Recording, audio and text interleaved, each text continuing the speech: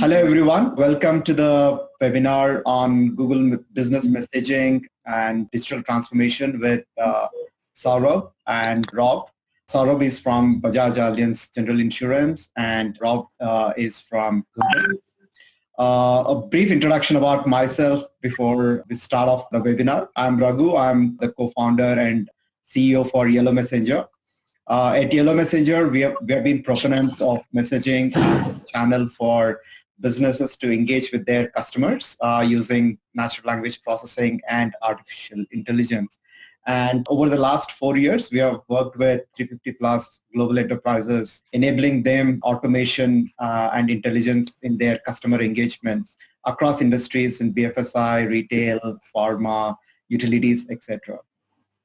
Today, I have a great pleasure to invite Saurabh and Rob to the webinar. And I would love for each one of them to give a brief introduction about themselves. Sure. Thank you, Raghu, and thank you, Rob. I think the basic background about me, rather than getting into what I do, is essentially I tinker with technology. I tinker with technology to bring some solutions for our customers, for our internal employees, for our partners. And being a large enterprise, it becomes very important for us to be able to, in an agile way, bring these solutions to the market. So that's the passion and that's the role I play. From an organization standpoint, I am their CIO, CTO, and also head the digital businesses. But the first one is probably a better discussion. So that's me. Amazing. Thanks a lot, Saurabh. Just to add on to Saurabh's introduction, it's been a little modest. He's also been pioneer in implementing technologies across BFSI space in India. I mean, not just limited to conversational AI, but I think Bajaj as a company has been known to get technologies first and pioneer them in the market. So congratulations on all that, Saurabh. Rob, would you want to give a brief introduction about yourself? So I'm Rob. I work at Google, and I think everybody kind of knows Google. I work in a partnerships role in our business communications team, specifically working on business messages, which is really an effort to try and make Google Search conversational, to start using Google Search as a jumping off point for asynchronous conversations. So,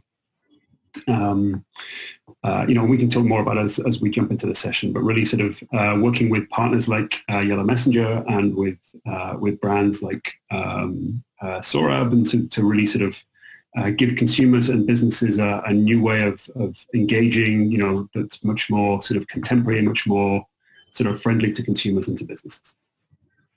Thanks a lot, Rob. And we are already seeing the impact that Google Business Messaging is creating across industries. So great to have you here.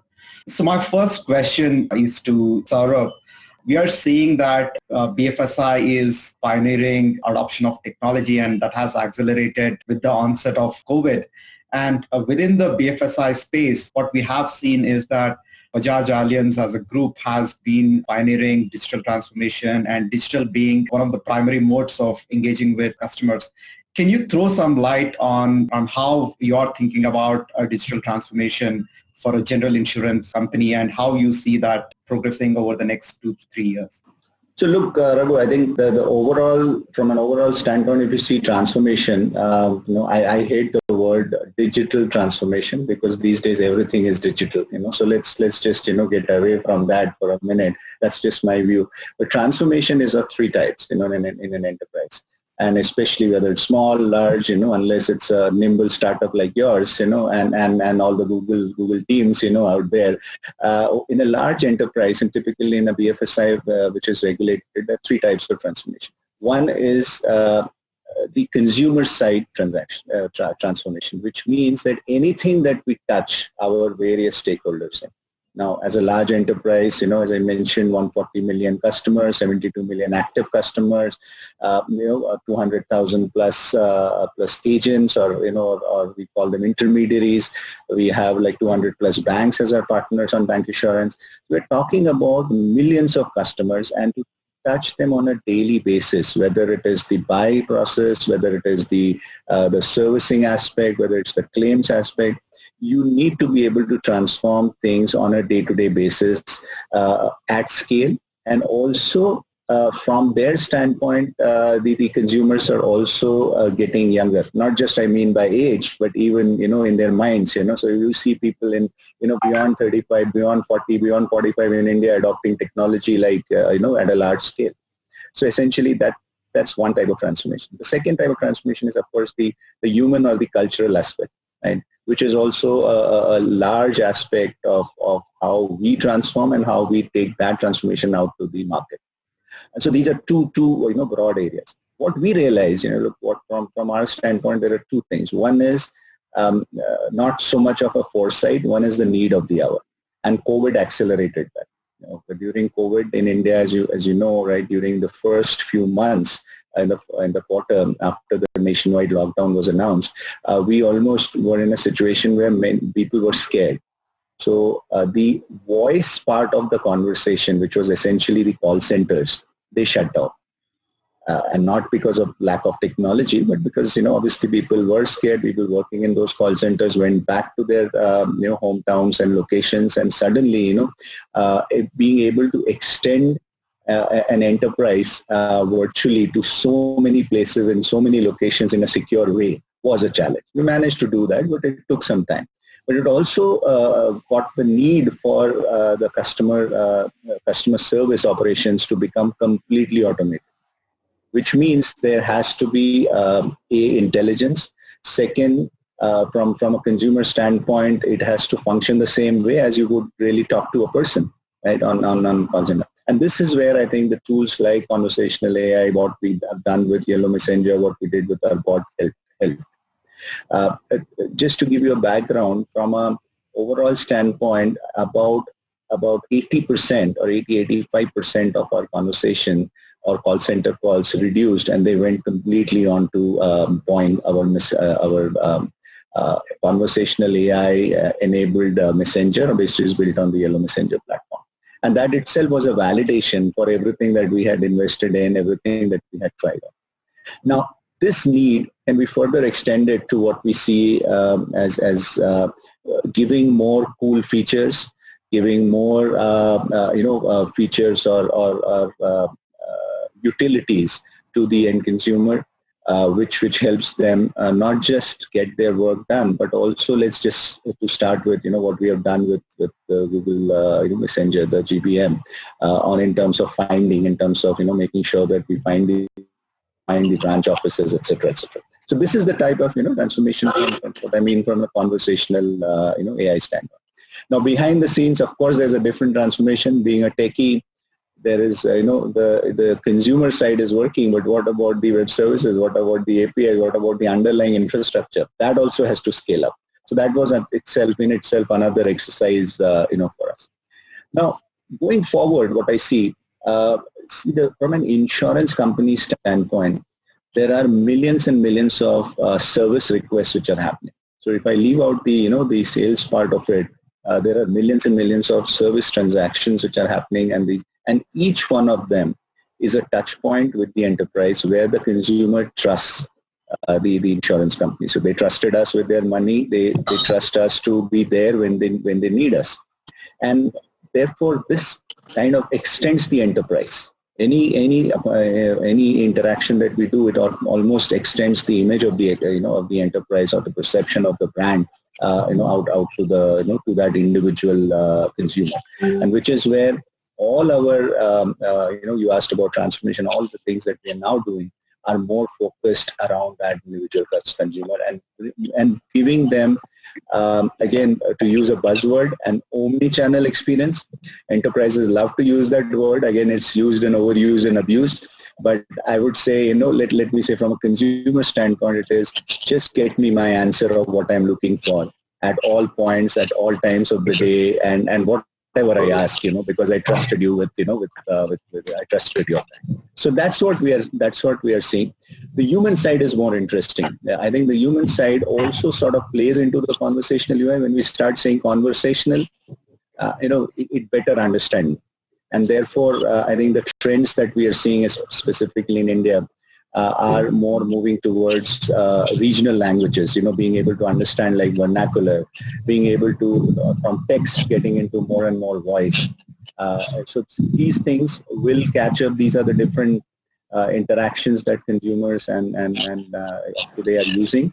And I see that as the next sort of the paradigm that we have to keep working. That's fantastic and so exciting, Saurabh, and it's quite insightful as how these technologies are impacting Bajaj Allianz General Insurance and also the scale of operations. And as we've been working since the last 3.5 years, there have been a lot of communications channels that evolved. We started off with interactions on the web, later moved to mobile.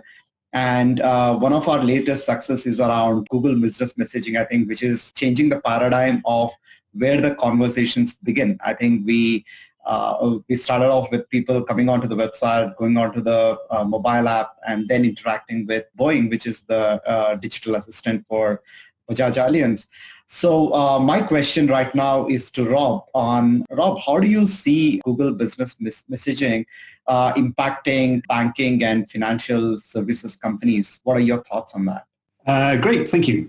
And firstly, Saurabh, I love the idea that your consumers are getting younger. I want to know what kind of insurance I need to sign up for that makes me younger. That's a good policy. So I think business messages, it's really sort of driven through search. So we know with Google search that the users, they have a problem, a question, they want to contact Bajaj, like they open their phone, they open their browser, they open maps, and they start typing, and we'll throw up some results, and maybe they click through and they come to the website, and then they find the contact us page, and then they make a phone call, or they engage, through another channel. So we know that often in these user journeys, when consumers want something, they've got a question, they're already an existing customer, or they want to sign up, or they want to change their plan or their policy or their account or something, Google's often at the beginning of those user journeys. And we know a lot of them end up resulting in phone calls. And we know that consumers don't really like phone calls. Like it's hard. We all live with these very busy, overscheduled lives. Does a phone call take 2 minutes or 20 minutes? Like how much time do I have to carve out to do the phone call? And that's not great for a user. And also it's not great for Bajaj. Like,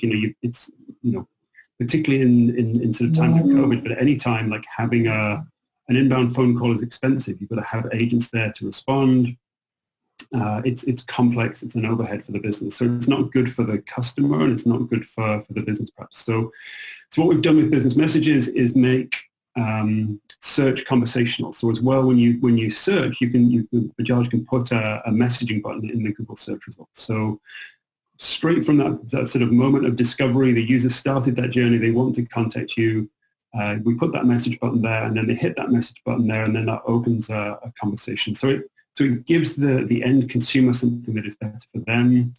It's an asynchronous surface, which is a sort of a fancy word, but really what that means is it's you're no longer locked into that sort of conversation that you might get with web chat or with a phone call where you've got 5 minutes or 10 minutes and you have to wait to get connected, and then you ask your questions, and then the agent says, well, have I answered all your questions? And you say yes, and then it signs off, and then 10 minutes later you think of another question, or the next day you think of another question, or you get some more information and you want to go back to that conversation, and you can't. You have to restart and well, yesterday I explained this and now I've got this information. So with asynchronous, it's continuous. It's like an SMS conversation or a WhatsApp conversation. It's like we're all used to that as consumers. Like the message history is stored there. You can go back in 2 minutes time and add some more information, asking you a question, or you can go back 2 weeks later and ask some more. And it's asynchronous on both the consumer side and the business side, which makes it much easier for customers, but much easier for businesses. So we think it's exciting. It's going to change the way customer care works. It gives both of those parties a more cost-effective and more sort of easy to manage venue for those conversations. But importantly as well, it maybe sort of opens up things beyond customer care. Like it's a messaging channel, so it's text-based, but it's also visual. You can send images, you can send videos, you can send a sort of carousel of different options. Well, which of these is most relevant or most interesting to you? So the user can start to get information. Okay, I want to go and see a doctor. Like, well, here's a carousel of all the nearest clinics or doctors or hospitals that are relevant to you, and which one do you want to go to and make an appointment. So you can start to move out of that sort of text-based mode into something that's visual, which again, maybe moves into something that's more like sales or more added value both to the customer but also to Bajaj. So we we know we're at the beginning of that sort of transformation, but we really see, just as you come to search to find a web link or to find a phone number or to find directions, you're going to come to Google and already are coming to Google to start those asynchronous conversations. So we think it's relevant for lots of industry, but certainly for financial services, for insurance, for banking, where we have questions like we want to know, what's happened, we want to change our account and those things, we want to engage with the business, and we think asynchronous mode is relevant to both consumers and businesses as we open this up. So excited that, to work with the Yellow Messenger, because clearly you're sort of experts at providing these sort of intelligent business experiences, and brands like sort of Bajaj, who are sort of leading the charge and innovating and really sort of helping their customers. That's great, Rob. So my question next is to Saurabh. As I said, since the last 3 years, we have seen evolution of different communication channels, and what I believe is it's not the communication channels are not zero-sum game in the sense that one channel, a new channel being added, it's not like it's taking away all the usage of the channels that were existing before.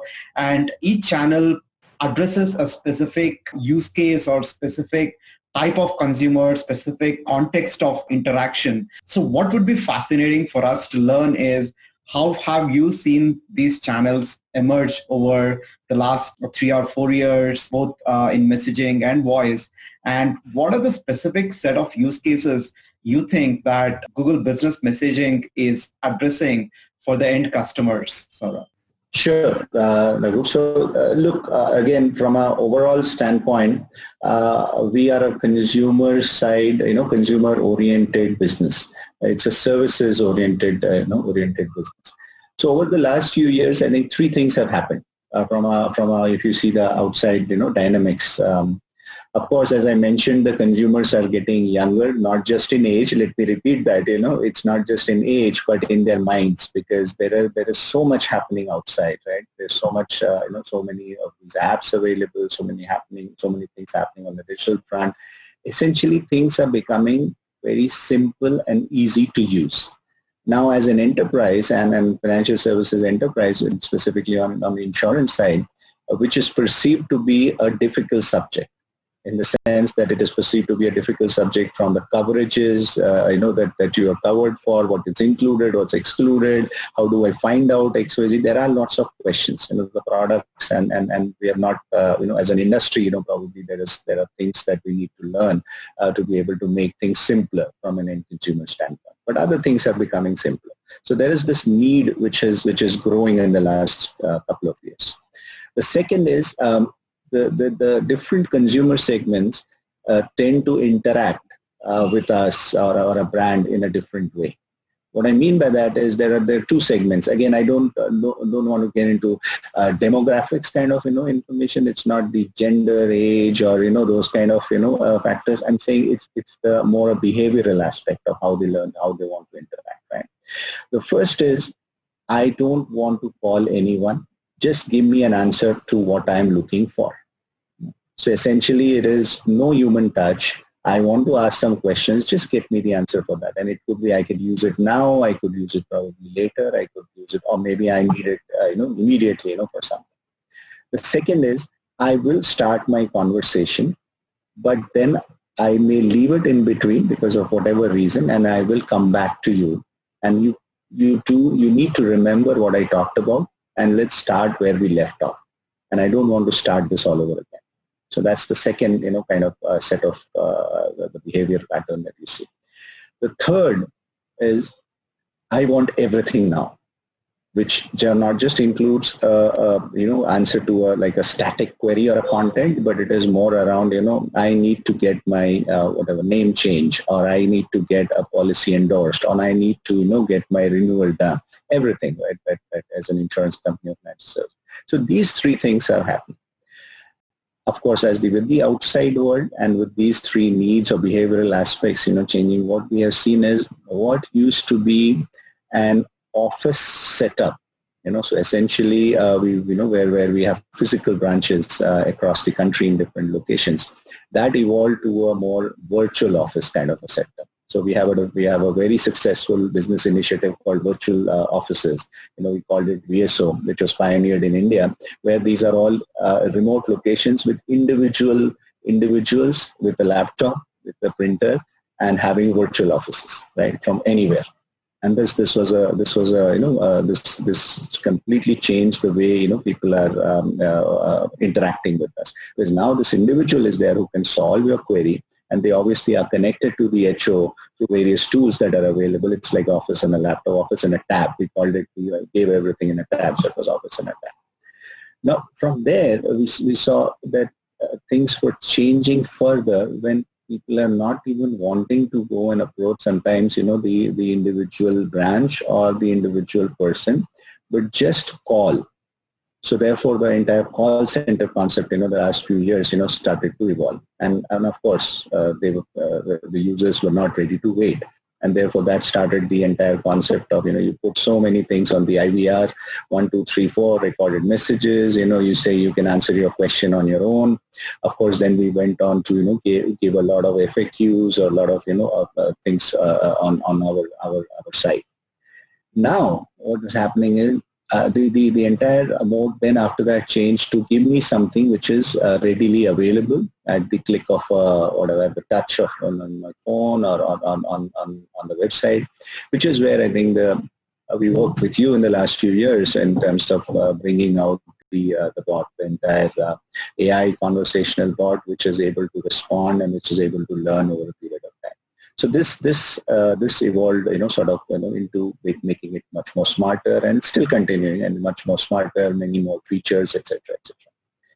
Now what's happening? There is another, the completely now. If I search something, and for that matter, Google is so inbuilt into our lives, so if I search something, and if I don't know about something, whether I go to Google on my as a browser, or I go do that on my phone, or simply voice, say something like, hey Google, I essentially want my answer.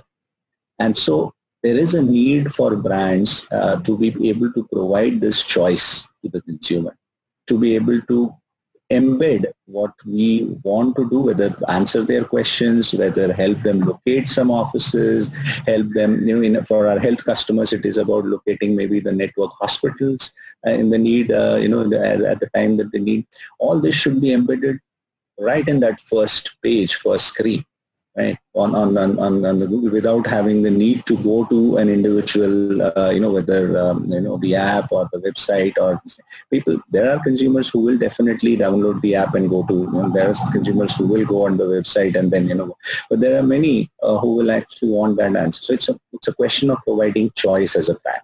So we want to be present everywhere. It's not just about Google or Messenger or our need for Bajaj Allianz to do this. It's about a choice to the consumer, and therefore it's important to be present. And this is how it has evolved. Now, to answer your second question, what kind of services insurance companies are? So to start with, there are two basic paradigms. One is the locators. So we are talking about hospital locators for auto insurance or motor insurance customers, garage locators for cashless.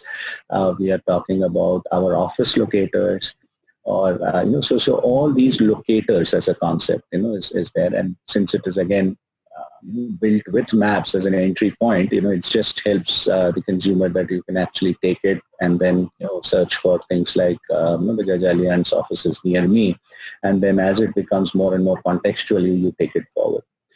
The second part is all our services. So essentially, any kind of service that you need in terms of, as I mentioned, renewals, endorsements on the different policies. We are talking about basic queries. Right? How do I file a claim? What documents do you need? What all to fill? All those things are now getting into sort of the self-service sort of paradigm, and which is where I think many of that has already been done, and more things. In parallel, what is also happening is the buy side consumer is getting more and more comfortable. When I say buy side, so if I am in the process of renewing my policy, It also asked me, hey, guess what? The last year we saw that you have a health insurance policy with a sum insured of 3 lakh rupees or 5 lakh rupees, but we have seen medical inflation grow at X percentage or Y percentage. And consumers like you have bought in policies which are, sort of the recommendation kind of. They have bought in policies of 10 lakhs, sum insured. So would you want to enhance your sum insured as you go through your the next renewal for the next term? And these kind of things, these kind of nudges, these kind of smart options, this is where we see how the future will evolve. And for us as a brand, it's very important to not so much, there are, as banking financial industry, we keep talking about cross-sell, talk about, upsell. While all this is important, I think, again, I look at it more from a consumer choice standpoint. When you're giving them a choice, then there is a need. You're solving that as a worry, and therefore, take it forward. As a brand, our tagline, if you see, it's all caringly yours. And what that means, the caringly yours logo means, is that we are there to solve a worry for the consumer. Solving a worry means giving a choice. And for us, all this is about giving that choice at the right time, at the right place for the consumer. So that's our perspective on this. That's a fantastic answer, Saurabh, and it's very fascinating to see a business addressing queries and communication across different channels. And from an end consumer, it feels like throughout my day, these different options are providing me different contexts in which I can access insurance. Let's say I'm with a family, I talk to a home device, a Google Home device, and asking for insurance, and I'm probably on a drive. I'm talking to the assistant over the car, and probably when I'm in a meeting, I'm messaging. It's kind of different context of the users is also getting addressed in the way that they interact with brands. So my question essentially to Rob is that Google as a company is present on different channels like a voice and a messaging, right? There's a Google Assistant, there's a home device, there is Google Business Messaging. How are you seeing these different mediums in which customers can interact? Is it text versus voice, or both of them have their own niche? How should brands look at it when they are looking to adopt Google technologies for interacting with the customers? Yeah, it's complicated and confusing. I don't think there isn't like a winner. There isn't a simple answer of saying like this channel is better than that channel. I'm a big fan of sort of meeting customers where they are. Don't try and sort of expect your customers to change their behavior to sort of meet, what you want or what's good for you as a business. So try and figure out what are customers doing, what's easy for them, where are they, and then intercept them and engage in that behavior. So I think that's various. I think there are times when we sit there with phones in our hands and we're staring at the screen and we're engaged and we can kind of consume that media and things are very visual. I want to look at, the difference, where are 6 different hospitals near me? That's a visual experience. Don't read that out to me. I want to be able to see that and look at the different options and the different services and opening hours and distances and those kind of things. That's a very visual sort of choice process. And that's a good thing to do inside messaging versus, if I'm driving or I'm walking through my home, I'm cooking dinner for my kids, I haven't got the phone and I haven't got the attention and maybe I want to do something over audio and I just want a very quick sort of bite-sized engagement, and it's a few kind of quick turns, and that would be better done over audio. So you've got to think about where is the customer, what do they need? You've got to think about what kind of user journeys get supported in those different places and what value you can provide. And you've got to, you can't do everything. It's an omni-channel world. You want to do, Google's got some great products and Facebook's got some great products, and there are other channels that you can deploy, and it's great to do all of those things, but you also have to pick, you have to prioritize things, and which ones do you do first? You don't have to boil the ocean and do everything. So it's a question of thinking about, what are those use cases and what are the most important ones and what do you want to sort of check off, and then what's the most relevant and most important channels that you can do to do those things, and do those and learn, and then then grow out from there. I think is how I would sort of advise that. And Google certainly, Google's a big company. We have search and we have maps and we have assistants and we have many different discovery points. So we're we've launched a range of those things, and you'll continue to see us launch more, and we'll continue to sort of integrate those things together in sort of more interesting ways. So how do we sort of bring in more intelligence there? How do we bring in other services like payments or sort of data sharing? Maybe Bajaj wants to know my address and email and phone number. Now, Google already knows those things. Like, we would never share them without your permission. But if rather than having to type all those things out again, we can kind of construct a card and say, hey, do you want us to send these things to Bajaj? And you can say, yeah, please do. And then that information is sent. And it's there's no confusion about reading things out over the phone. You can do those things securely. So I think we're at the beginning of that journey in a way. It's still, the transformation is sort of continuing, and as things become more conversational, you'll see that woven into more Google surfaces. That's a fantastic answer, Rob. So my next question goes to Saurabh. Saurabh, essentially, I think there is a lot of investment that the organization makes in getting these technologies out, enabling multiple channels, enabling automation, and we have seen the impact in terms of the number of deflections, customers directly driven through these channels. But when these investment decisions are made, I think business obviously is looking at return on investment, and something could be short-term, something could be long-term. How is the group of a company like Bajaj Allianz General Insurance looking at these channels and looking at this investment? How are you measuring the ROI, and how do you see that pan out over the next few years? So I think it's a good question. It's also a contrarian view I have, and this is my view. See, from a consumer standpoint, I don't the ROI can be put on paper. The consumer choice is about what the brand stands for and what it wants to do. So from a Bajaj Allianz standpoint, General Insurance, Bajaj Allianz General Insurance, carrying the yours as a brand logo, it becomes imperative for us to be, as I mentioned, to provide that choice for millions of our consumers. And therefore, no amount of ROI or no amount of business decision making, can take away, from that. Now, look, from a practical standpoint, of course, you cannot say that I will do everything once. And this has nothing to do with the amount of investment. It is more around what the consumer needs, and are you able to provide them with a seamless experience at the right point. If we just say, let's put the most powerful tool out there, right, and you don't have your backend ready with the kind of SLA service levels that you are able to provide, then, the front-end experience is, of course, fantastic, but then the back-end experience, just spoils the entire thing. So it's more about how you the roadmap that you put for yourself, understand the segment that is there, and then sort of dial in and dial out as the need, and which has been our approach. So, so it's almost like, look at the consumer segment, look at outside what's happening.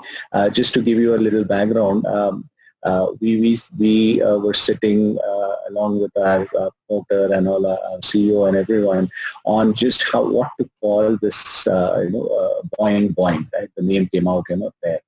And I think, I understand one of the individuals who was in this call also, from my corporate communications, team, he actually came up with the name Boing. Now, till that point, it was almost like everything was an acronym, right? Around it has to stand for Bajaj or O or something, I stands for something. And a very simple answer, as a consumer from a promoter was, does hey Google stand for something? Does Siri stand for something? Does anything else stand for something? What needs to happen is the power behind whatever you call, right, has to deliver, and that is the single mission. From a direction, from his standpoint, from our CEO standpoint, is the sort of the drive that we take. That this has to deliver, this has to stand for something, and it has to ensure that it follows, does everything from a consumer standpoint. So as I mentioned, it's not an ROI question for us. From a consumer standpoint, being a large brand, it is not so much, we don't look at it as an ROI. We more look at as, what are for our millions of customers and for our, for all the prospects out there, what are we giving them as a choice? So these tools, the entire conversational AI paradigm, whether it is our Boing, as I mentioned, that there was a history behind calling it or naming it Boing, or it is about providing the tool, the features that we give, the self-service features that we provide, it is not an ROI discussion. It is about providing a choice to that consumer. It is about providing ease of use or features, and we continuously work on that. The entire concept around insurance is if we are able to, not just from a sales standpoint or a renewal standpoint, if we are able to provide them the service that they need at that point when they need it, I think the consumer stickiness to us, their ability to reach out to us if it is easier, then the ROI, it sort of pays for itself. So as I mentioned, unlike a contrarian view, unlike where large enterprises are looking at consumer side technology being an ROI question, we look at it as an investment. And as I mentioned, it's not an investment and an ROI. It's more a question of are you able to provide it from the back end. So fantastic tools. We put a powerful tool such as our Boeing and the entire powered through Yellow Messenger and the GPM through Google on into the hands of a consumer. Are we able to provide the service levels in the back end? That's more a discussion. Are we ready to provide that? If it is a question of say a claims getting registered, is it happening instantly? And are we guiding the customer in terms of the step-by-step process? If there is something they don't have, can they reach out to us through, as I mentioned, again, as I mentioned, I hate buzzwords, but again, like an omni-channel experience, if I leave off Boeing and say I need to get back with one document being available later or one data point being available later, can I come back and start from the point where I left off? So these are the kind of questions, and being able to provide them in a way both from text, touch, and of course as voice coming up is something which is important for us. So it's more rather than an ROI, it's a question of being able to provide that service at the time of need for us. It's very heartwarming to see companies prioritize customer experience and service levels more than direct ROI, right? I think really heartwarming to see that, Saurabh.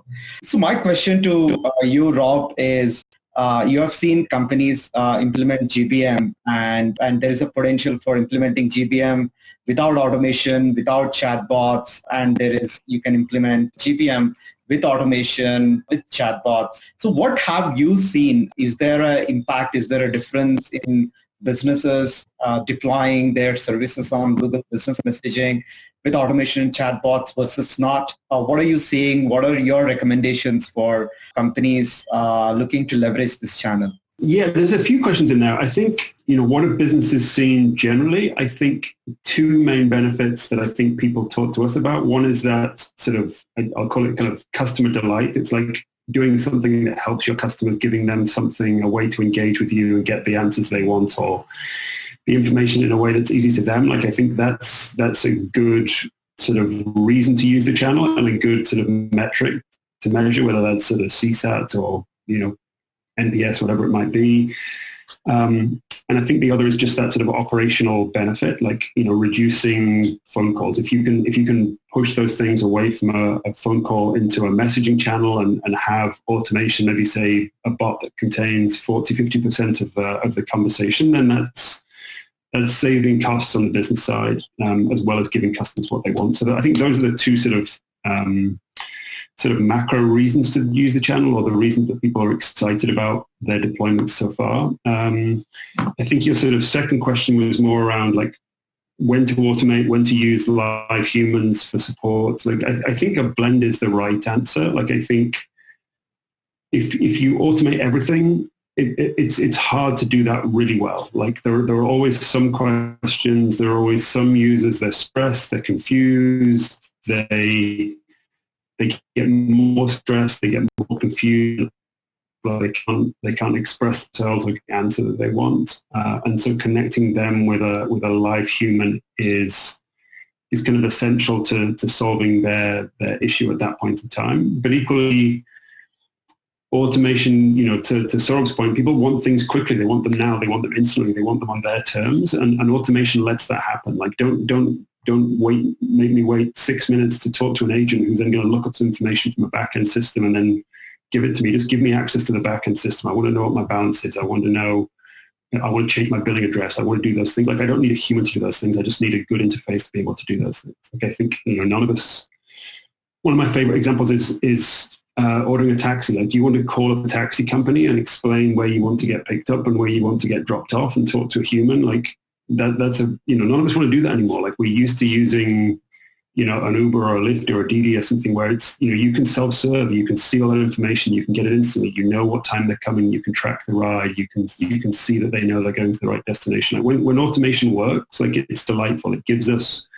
control, it gives us a sense of sort of reassurance. We can do it quickly, we can do it instantly, we know what's happening, and that's better than waiting for a human that's doing those things, invisibly in the background. So it's, that doesn't really answer your question. Like, I think the right thing is a blend. There are certainly some businesses that are all human support. Like, we have a very high-end furniture store in the US where people are spending thousands of dollars on chairs, like, and there it connects you straight with a human, instantly, and they understand your needs, and they give you kind of curated advice and send you cards and pictures and recommendations. And it's a very high touch, very kind of human experience, and that works really well for that business. And then there are people like Walmart, the biggest retailer in the US, where most of it's automated. Like, they get a very high containment in their automation because people want to know, what's the price of this item, how many are in stock, what time do you close, do I have to wear a mask, and those things. And you can automate all those things. They can provide those things instantly. So it's really, look at those user journeys, look at what you can automate, what can you do well. Often start off, maybe you start with a small bot, and most things fall back to a human. And over time you say, well, 10% of my questions are all about this. Like, I could automate that intent, and I could bring that through into the bot. And then you do some more analysis. So over time you work out what's best to automate and what's best to use humans for. And then, I think the art of this, and I don't know that anybody's got sort of a manual for the art, is like, how do you handle that handover? Like, how do you pass between a bot to a human, and then how do you pass back to the bot again, like, in a seamless way that gives everybody what they want? I think I think we're still learning how to do that best. But that's where, partners like Yellow Messenger, I think the reason that people like Saurabh would work with you is, there's sort of collective experience around doing those things in different channels and learning how that works and doesn't work. Thank you. Thank you very much, Rob, for that.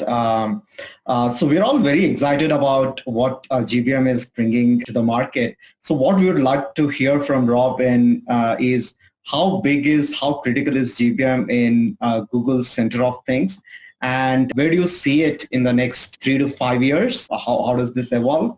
And we're all excited to hear some sneak peek into things that are going to come over the next 1-2 years, right? There's a lot of product is evolving, so really love to get a sneak peek into what we can expect. Good. Those again are good questions. I don't know if I've got good answers, but I'll try. How important is it to Google? It's very important to me. Like, I work on the product, I care about it, so I'm a little bit subjective. But I think if you think about it, like, it's touching Google search. Like, there are many different Google sort of products and services, but at the heart, we're a discovery company, and this is changing the way search works. It's changing the way organic search is presented. Like, how do we present information to consumers, and then how do they interact with those businesses, with those brands beyond that, which is really kind of fundamental to Google. And anytime you change the pixels on search results, there's a lot of examination and inspection and looking at the data and understanding user needs and business needs around those things. So the fact that, we've been running pilots with this for over 18 months. We launched it publicly this year. 2 months ago, we have like over 600 brands live now. So I think it's still a young product, but I think the fact that it's changing search to make it conversational, because that's what users are doing, I think that sort of shows how important it is to Google, and you'll see continued investment and growth because of that. In terms of what's coming next, I think, there are easy sort of short-term things, like we think about entry points, different types of Google search results or different Google products, Android, browser, maps, different places where discovery happens, where we can kind of intercept those user journeys and put them into messaging. So lots more entry points you'll see continuing to roll out. And then the conversational service, once you start chatting, what are the features in that platform? Again, there's a pretty aggressive roadmap there we're adding OAuth this quarter, which is perhaps a little bit technical, but allows a user to sort of identify themselves and really to sort of, you can start to do sort of banking and sort of transactional level things in a secure way, which opens up some interesting verticals and sort of use cases for things like insurance and financial services. Payments will come pretty soon, so you'll be able to sort of, the sort of notion of conversational commerce, like you can go through and you can make a purchase, you can browse through a selection of things, you can pick the one that's most relevant and then sign up and pay for it. Like you can start to move some of those things that you might think of as web transactions or mobile app transactions into a messaging service, which really moves you out of care into or sort of customer services into sort of marketing and sales, which we think is exciting. As I said, sort of integration with other sort of Google sort of products and services. I think you can, there are some interesting things there that are coming.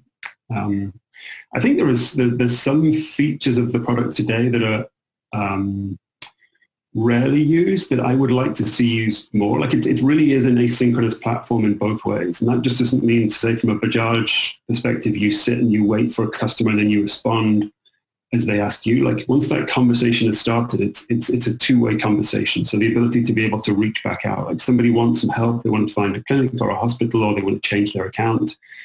You can reach back out to them at the end of the day or, 10 days time and say, hey, how was the hospital visit? Did you find the thing you need? Like how, you can predict, things happen in that town. Like there are things that, you might want to reach out to the customer, and it's an ongoing living conversation. So starting to think about it as an outbound channel where you're initiating the next phase of the dialogue as well as just waiting to respond to users. I think there's only a handful of brands, I think, doing that. But I think as you start to sort of broach that world, then it becomes, again, much more interesting. It's not just a sort of an FAQ sort of customer care channel. It's really about relationships and how do you build those things and strengthen those things and treat people as individuals. And that's exciting. I don't know this is on our sort of product roadmap, but I think there's, I'm excited about bots bidirectionally. Like I think, Google has a product that if you, and I don't know if this is a global product, but if you want to book a table in a restaurant, you can go to an interface and say, I want a table for two at this restaurant at 7:00 tomorrow evening. And then Google goes off and makes a phone call with a bot and talks to the restaurant and says if they got a table and books it from this person and thank you very much and confirms it. And then it comes back to me with a message saying, great, you've got a reservation tomorrow. So the bot there is working on my behalf as the consumer and reaching out to a business to do my transaction. So maybe in the future, there's a bot that says, okay, I want to get some new insurance. We'll go and talk to 10 insurance companies and get me the best quote. Like, sort of the sort of mundane tasks end up being automated on the consumer side, not the business side. And Saurav's now got to deal with all these bots talking to him rather than real consumers. So I think there's, I think we're only just starting. Like, I think as you start to sort of unpack what the channel can do, then there's lots of opportunities. And I think, we're also in that sort of fast learning mode. Like we're learning from consumers, we're learning from partners like yourself, from businesses, like what are the right features, what are the right ways to evolve the channel. So we're, it's definitely we think of it as a young kind of high velocity product. Yeah, and let me, Raghu, let me just come in, on Rob. So Rob, since you talked about the future of the product, I think there are 2-3 things I wanted to ask. So I'm very excited with 2 concepts that you talked about, right? One is my bot, essentially is, me as an individual, right? What I want to do and not having to depend on the business. The second is as an enterprise, you talked about, right, an outbound kind of, sort of thing, because from an insurance standpoint, there's a lot of empathy involved in during a claim, during the entire claim process. And being able to check back on the consumer is especially very important. So something to, for us to think about. Now, just two questions, which often come to mind. One is, and this is sort of, gets into a zone of where my worries are, right, as an enterprise, so I thought, let me put it out there. One is from a discovery standpoint through organic search. right? I mean, how will this work? Like if my keywords are out there, do I have to, am I dependent on the Google algorithm, for this in terms of how the entire thing comes in? So just get us some idea about how that works.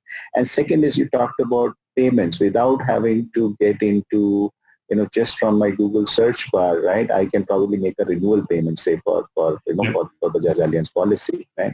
So the entire privacy aspect, the security, I understand, but the privacy, is becoming a very big, this thing. And with what we are talking about, big tech these days, there's all over the news, I know it's a sensitive thing, but as an enterprise, as a business and for our consumers, how we can reassure them? Sort of if you can help us, broadly on these two will be very useful.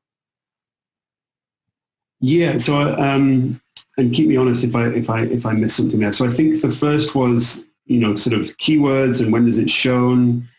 This is all organic search, so it's not like an ad buy. It's really just the natural part of search. So we're trying to do the right thing, predominantly the right thing for the user. Somebody looking for Bajaj or insurance, like what is most relevant to them and how do we show that? So we look at entry points, any place where Bajaj might show up, like, and that could be, a place like, an office or a retail place where you engage with insurance. There's a certain sort of search results around that, or it's sort of the sort of .com, like sort of what we call site links, sort of vertical active links, or customer care, we're sort of featuring numbers. So there's lots of different ways that Bajaj is exposed. And when you put messaging, it's always going to be on all of those search results. What we don't want to do is have like I search one day and I see messaging, and then I search the next day in a slightly different way and I don't see messaging. So we keep it very consistent. So you don't have to worry about, have you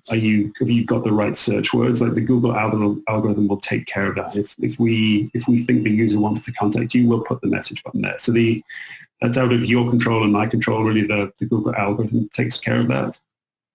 There's probably a future state where there's also an advertising product here, like where you can say, okay, well, this is great. I've got all these conversations, but I want more. Like I want to buy more traffic and have more conversations with people. And then you can kind of buy ads and put messaging in those as well. And then you can pick and choose different search words when you're in the sort of the advertising space, but organic and ads are sort of completely separate at Google. Your second question was about sort of privacy and security. Google takes data privacy, user privacy, hugely sort of, it's very important, it's very sensitive. We do the right, like we're the guardians of lots of information. We know how people search. There are things like Gmail where there are messages, there are YouTube comments, there are all sorts of ways where people are sort of communicating and saying things, and Google's responsible for that data. So we have a legal responsibility and a sort of ethical responsibility to treat that in the right way. And the same is true here. So once they're in a conversation with Bajaj, we don't get that data. Like we don't see that data. We can't read it. We can't touch it. We can't process it or build any profiles. So when they're in a conversation with you, we pass that to you, and we don't process that or store that in any way that's beneficial to Google. So it's sort of, because they might be saying, hey, like, there's some life change, like I've had a new baby, or my mother's passed away, or some and that's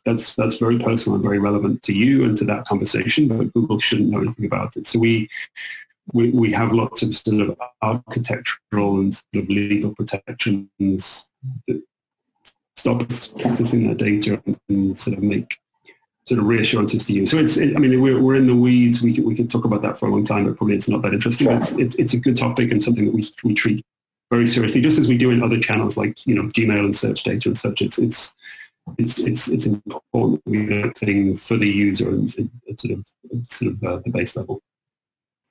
Thank you, Saurabh. Thank you, Rob, for answering that question. That's quite insightful. Always excites me when we look at future and things, talk about things, right? I think all three of us are technology enthusiasts, and I mean, what kind of excites me is there are these channels of, let's say, email, messaging, and Google Assistant voice. So somebody sending an email to a brand responding back to the message, quickly closing out the conversation. If there is a voice need, the chat, and close out on voice. So That looks a very exciting future for all of us. So that brings to me my last question, and this is to you, Saurabh, is to actually make that future happen. And I'm looking at all three of us in this webinar. We come from three completely different kind of companies. Bajaj, the large insurance. Insurance has been a legacy industry, and kind of Bajaj is pioneering, transforming that digitally. And Google is purely a technology behemoth, and we are a startup company.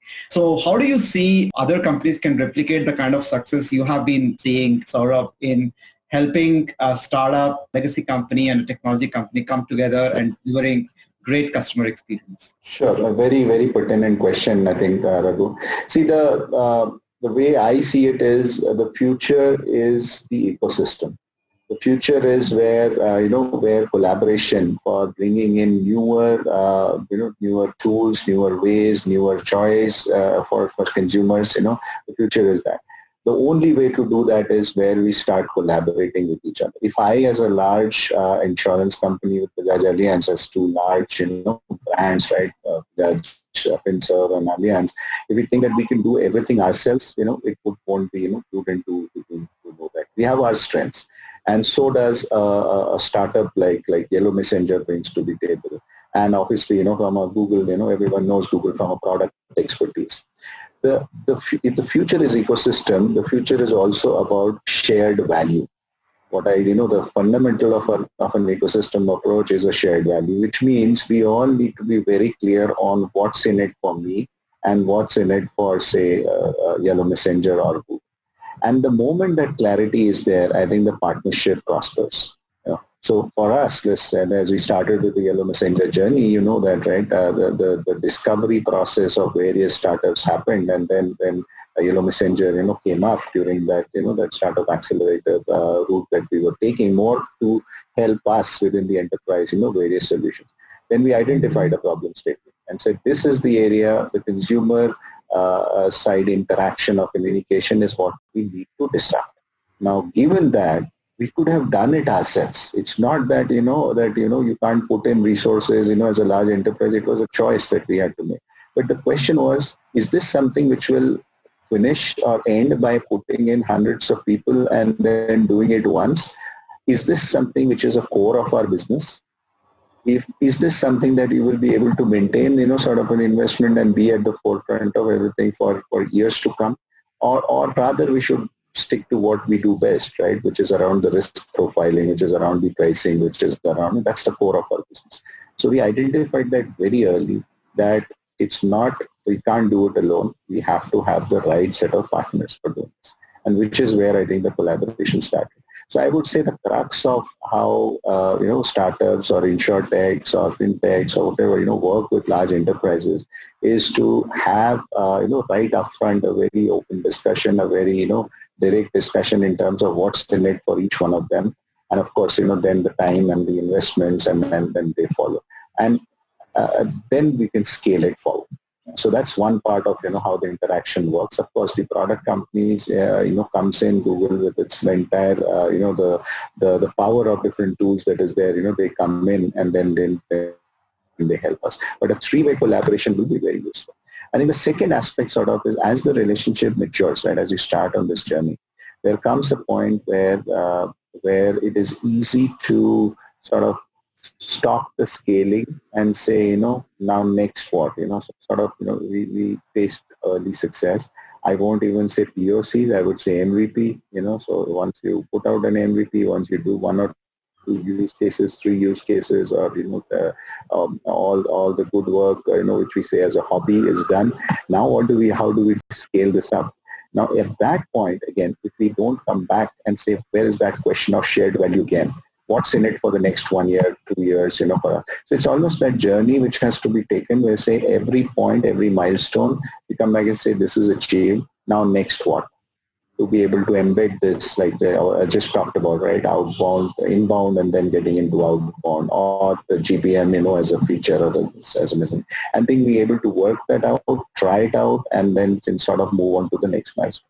I think that's the best interaction model where the power of the different enterprises are sort of the nimbleness of startup, the strength of a large enterprise with its consumers, with its already existing set of consumers, and of course, the power of the product can come together. And that's how I believe that all innovation at scale in enterprise will come only because of having investment in the shared value concept. Fantastic. Thank you very much, Saurabh. And I personally am super excited to continue working with you and Google team to take this engagement to the next level. And thanks a lot for gracing the occasion. And I'm sure everyone has a lot of value to take out of this, right from looking at digital transformation, right from looking at channels, how to look at ROI, how to look working across bigger companies and startups. So very, very exciting discussion. And thank you very much and have a great day ahead.